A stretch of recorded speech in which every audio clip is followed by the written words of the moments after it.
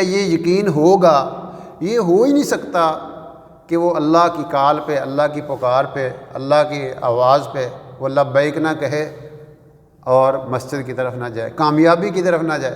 جس بندے کا یقین خراب ہوگا وہ کبھی مسجد میں نہیں جائے گا، اور یہ یقین اسے قبر میں اسی یقین کے متعلق پوچھا جائے گا، ہاں تیرا رب کون تھا؟ اب جس کا یقین ہوا کہ میرا رب مجھے بلاتا تھا، میں جاتا تھا، مجھے اپنے رب کی باتوں پہ پورا یقین تھا، وہ تو قبر میں دھڑلے سے کہے گا میرا رب اللہ ہے، میں جس رب کی پکار پہ لبیک کہتا تھا، اس کی طرف دوڑ پڑتا تھا، اس کے حکموں پہ جان بھی دینے کے لیے تیار ہوتا تھا۔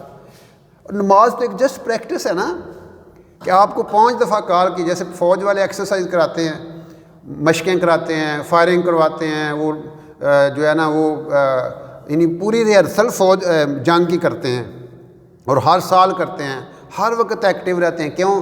کہ کل کو اگر جنگ لڑنی پڑ جائے تو میں تیار ہوں۔ ایسے ایمان والے کو 5 دفعہ کال کر کے ذہنی طور پہ، جسمانی طور پہ تیار کیا جاتا ہے کہ تمہیں اگر کسی اور بڑے مقصد کے لیے بھی کال کی جائے نا تو تم رکو گے نہیں۔ اب جو بندہ نماز پڑھنے کے لیے تیار نہیں ہے، جو مسجد میں آنے کے لیے تیار نہیں ہے، آگے وہ جان ہاک دے گا۔ وہ اگر اس کو اللہ کی راہوں میں جان دینے کا موقع آ جائے، وہ کدھر جائے گا؟ وہ تو بیچارہ فجر میں اٹھنے کے لیے تیار نہیں ہے، وہ کہتا ہے مجھے تو نیند، مجھے جاگ ہی نہیں آتی۔ اس کو جگانے والے جگاتے رہتے ہیں، اذانیں دینے والے اذانیں دیتے رہتے ہیں، گھر والے کہتے ہیں بیٹا اٹھو نماز کا ٹائم ہو گیا۔ نہیں نہیں، میں بڑے لیٹ سویا تھا، میں ماجے راتی 2 بجے ستا ہوں، ساریاں اہم بیاں مکا کے ستا ہوں، میرے کو تو نہیں جاگنا ہوتا، میری نیندر ہی نہیں پوری پہ ہوتی۔ اب یہ یقین خراب ہے اس کا۔ اس لیے اقبال کہتا ہے غلامی سے بتر ہے بے یقینی، غلامی سے بتر ہے بے یقینی، یعنی غلامی سے بدتر چیز بے یقینی ہے، اور بے یقینہ بندہ عمل کر ہی نہیں سکتا۔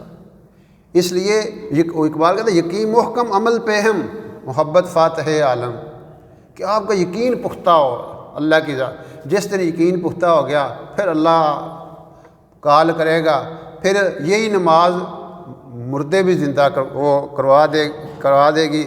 ایک صحابی اپنے جا رہے تھے سفر میں، تو ان کا گدھا مار گیا، تو لوگوں نے کہا اپنا سامان تھوڑا شیئر کر لیتے ہیں، ہمارے پہ رکھ لو۔ ان کا تسی جاؤ۔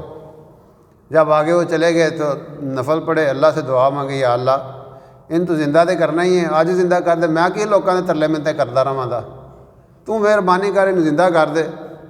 وہ ایسی دعا مانگی، ایسی دعا مانگی، ایسی دعا جو دل سے نکلتی ہے، اثر رکھتی ہے، پر نہیں مگر طاقت ہے پرواز رکھتی ہے۔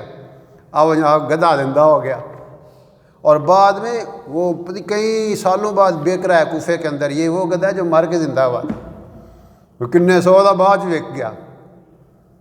تو بات یہ ہے کہ یقین، جب یقین ہوگا نا کہ اللہ کرنے پہ قادر ہے۔ ایک عورت مدینہ منورہ آئی مسلمان ہو کے، اس کا بیٹا بھی ساتھ تھا، 15-20 سال اس کی عمر تھی، تو وہ مسلمان ہوئی، وہاں پہ کچھ دن قیام کیا، تو اس کا بیٹا فوت ہو گیا۔ اب ان کا وہ صحابہ نے اس کا جو ہے نا وہ کفن وغیرہ کیا، تو آپ کو بتایا، ان کا ماں کو بتایا، ان کا ماں کو بھی نہیں بتایا، ان کا بتاؤ اس کو بھی۔ اب بتایا، آئی تو وہ آ کے اس کے پاؤں کی طرف بیٹھ گئی اور اللہ سے دعا کریں، اے اللہ اگر میں اس حال میں جاؤں گی قبیلے میں تو وہ لوگ مجھے تانا دیں گے، تو مسلمان ہو، یہ تیرا پتر مر گیا، یا اللہ تو میرے بیٹے کو زندہ کر دے، تو میرے بیٹے کو زندہ کر دے، تیرے لیے کوئی مسئلہ نہیں ہے، تو ہی ذات ہے جو مردوں کو زندہ کرتی ہے۔ اب وہ اللہ نے اس کو زندہ کر دیا، اس کی دعا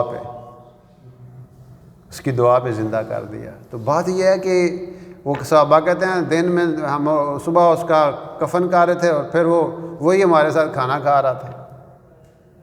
تو اس لیے یقین اپنا جب پختہ ہوگا، پھر یہ نہیں ہو سکتا ہماری نماز رہ جائے، ہمارا اللہ کا کوئی حکم ہمیں پتہ ہے کہ اللہ کا حکم ٹوٹے گا تو ہم تباہ ہو جائیں گے۔ اس لیے یہ جو